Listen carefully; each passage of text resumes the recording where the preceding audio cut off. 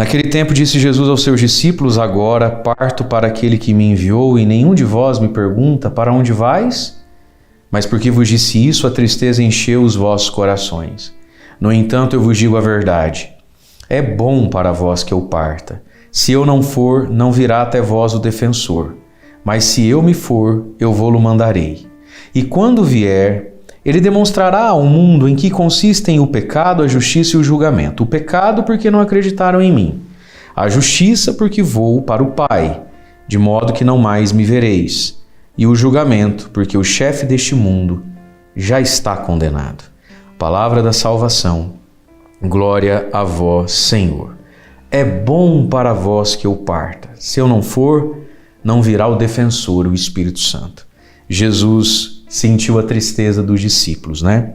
Esse capítulo 16 aqui, o discurso de Jesus hoje, ainda está dentro lá da Santa Ceia, da última ceia de Jesus. Agora parto para aquele que me enviou. E Jesus sente a tristeza dos corações, a dor da saudade, a dor da despedida, a dor também de não entender por que Jesus aceita esse caminho de cruz, de morte, de traição, da violência que recai sobre ele. Mas aí, diante de tanto sofrimento, Jesus solta uma palavra: é bom. Como é que o sofrimento pode ser bom, não é, gente? Quantas vezes a gente se debate com isso? Quantas vezes a gente se pergunta isso? Como é que pode ser bom, Padre? Esse momento que eu estou vivendo, como é que pode ser bom estar passando por essa doença, por essa dor, por essa dificuldade, seja ela qual for da vida? Mas veja, meus irmãos, quando a gente se abre a Deus, de todo mal Deus tira um bem, e a dor, o sofrimento, se bem acolhido e bem vivido, ele tem em si o potencial de criar espaço para o Espírito Santo. É bom para vós que eu parta. Se eu não for, não virá o defensor, mas se eu for e isso causa dor, eu vou-lo mandarei. Então veja, reze hoje, eu não sei o que você tem sofrido, eu não sei o que você tem passado, mas fala: Senhor, que essa dor crie espaço em mim, né? Que essa dor crie espaço em mim, para o meu coração, para a minha vida, espaço para o Espírito Santo. Que essa dor não seja em vão. Que tudo isso que me entristece seja para o bem e acabe sendo bom. Pela vinda, pela presença, pelo toque do Espírito Santo. Então existem renúncias que são necessárias. Olha o que Jesus está dizendo. Não pode vir o Espírito Santo defensor sobre a humanidade, sobre a igreja como um todo, se eu não partir, se eu não for. Portanto, essa unção e essa comunhão com o Espírito Santo, muitas vezes ela necessita, por primeiro, de uma perda, de uma renúncia, para criar espaço. Então, a dor pode virar uma tragédia, um sofrimento, algo que vai nos desesperar, nos deixar maluco da cabeça.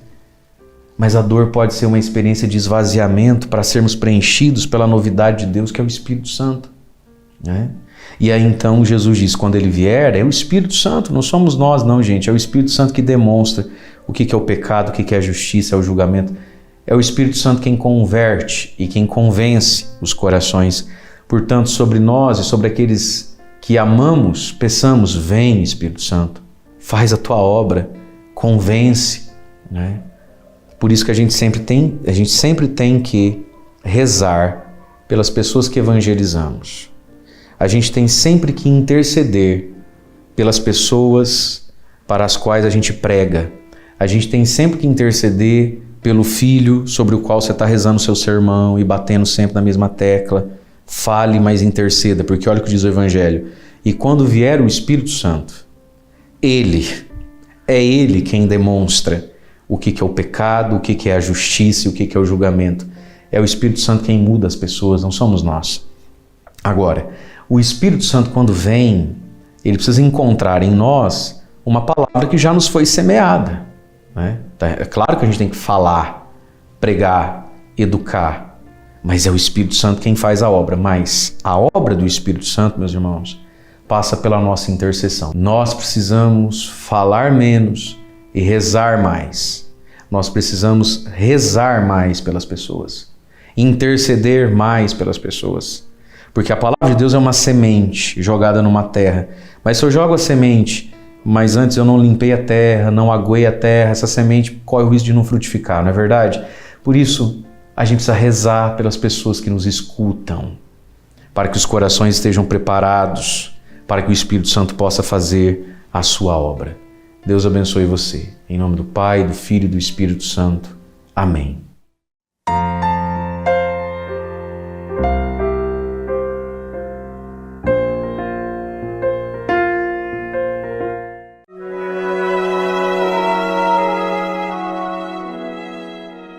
Em nome do Pai, do Filho e do Espírito Santo. Amém.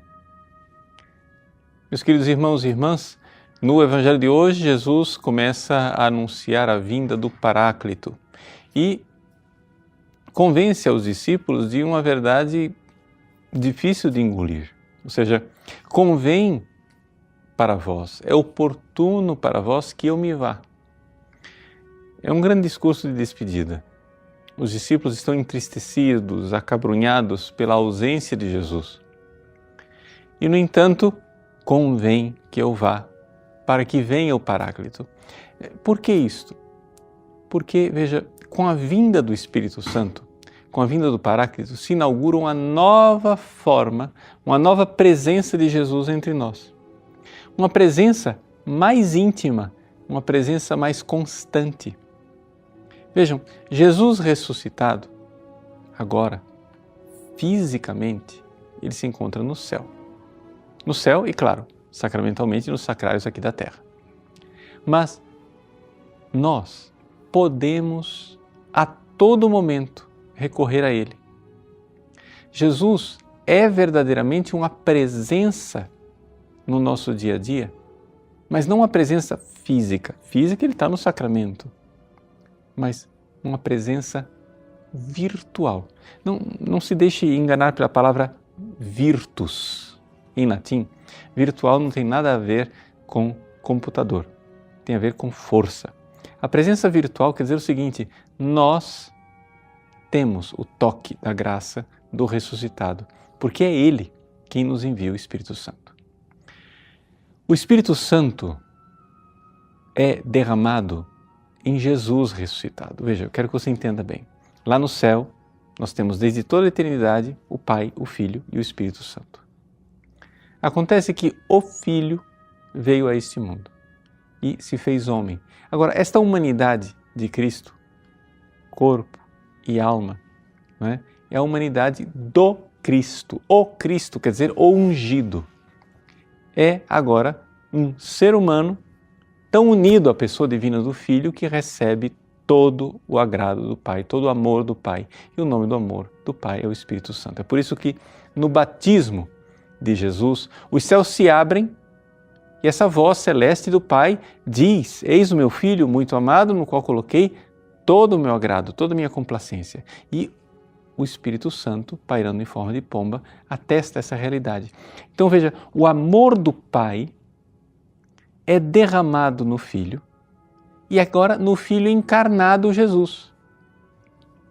Acontece que este amor do Pai, o Espírito Santo, agora com a subida de Jesus aos céus, pode transbordar da cabeça para os membros da Igreja. Então, a imagem é aquela imagem do óleo sendo derramado sobre a cabeça, mas um óleo tão abundante que ele vai escorrendo, né, até todo o corpo e toma conta do corpo inteiro.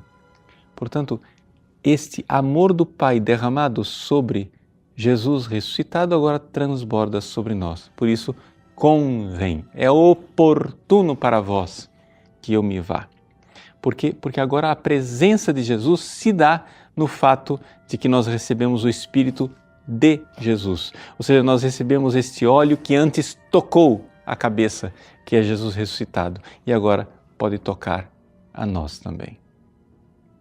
Mas para isto, é necessário que nós nos afastemos do pecado que é denunciado por Jesus aqui nesse Evangelho, o pecado de não crer nele. Ele sobe para o Pai, nós não o vemos, mas ali já se dá a justiça, ou seja, a santidade. Não é? A humanidade de Cristo é totalmente glorificada e a santidade, a justiça se derrama sobre nós. E é por isso que Satanás está julgado. Nós que antes éramos escravos do demônio, agora fomos libertos porque tendo recebido o Espírito de Deus, não temos mais um espírito de escravos, o espírito que escravizava os seres humanos, Satanás, mas temos o espírito de filhos livres que clama, Abba, Pai. Deus abençoe você. Em nome do Pai, e do Filho e do Espírito Santo. Amém.